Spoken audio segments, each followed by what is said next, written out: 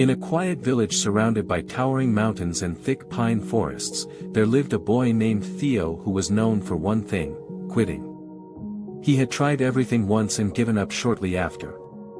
He quit painting after smudging one canvas. He quit playing the flute after missing a note in front of his classmates. He even quit climbing trees after scraping his knee. The villagers grew used to it. When someone saw Theo trying something new, they would smile kindly and say, "He'll be done with it by tomorrow." Theo didn't like that reputation, but he didn't know how to change it. Failing made him feel small, like everyone was watching, waiting for him to fall. So he figured it was better not to try at all. That way, no one could laugh, no one could judge, and no one could be disappointed. One spring morning, a notice was posted in the village square. A great challenge was being held by the mountain keepers, an annual test for the youth of the village. It was simple in concept but difficult in practice. Climb to the summit of Mount Rella, pick a blue blossom that grew only at the top, and return with it. The first to do so would win a golden pendant and a place among the keepers. But more than that, they would earn the respect of the village. Theo watched as others signed up: athletic boys, bold girls, confident teens. He wanted to sign too, but his feet stayed planted, as if fear had nailed them to the ground. He stared at the paper for a long time, then walked away. The next day, something unexpected happened. A soft knock came at his door. When Theo opened it, an old man stood there. His beard was white, his coat dusty, and his eyes sharp. "You're the one who doesn't finish things," the man said. Theo blinked. "I guess so." The man handed him a small, worn journal. Inside were sketches of mountain paths, notes about weather changes, and drawings of the rare blue blossom. "I once climbed Rella, long ago," the man said. "I didn't do it fast. I didn't do it well. But I finished. Maybe it's your turn now." Theo hesitated. "Why me?" "Because quitting isn't a curse," the man said. "It's a habit. And habits can be changed."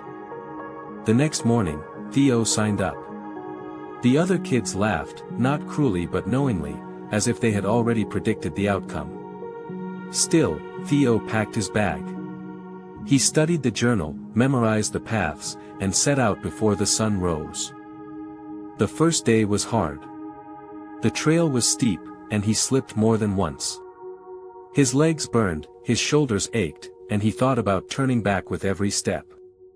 But he remembered the man's words. Quitting is a habit. So he didn't. He slept under a ledge that night, shivering in the cold wind. By the second day, the path narrowed and the air thinned. He saw no one else, most had gone faster and farther.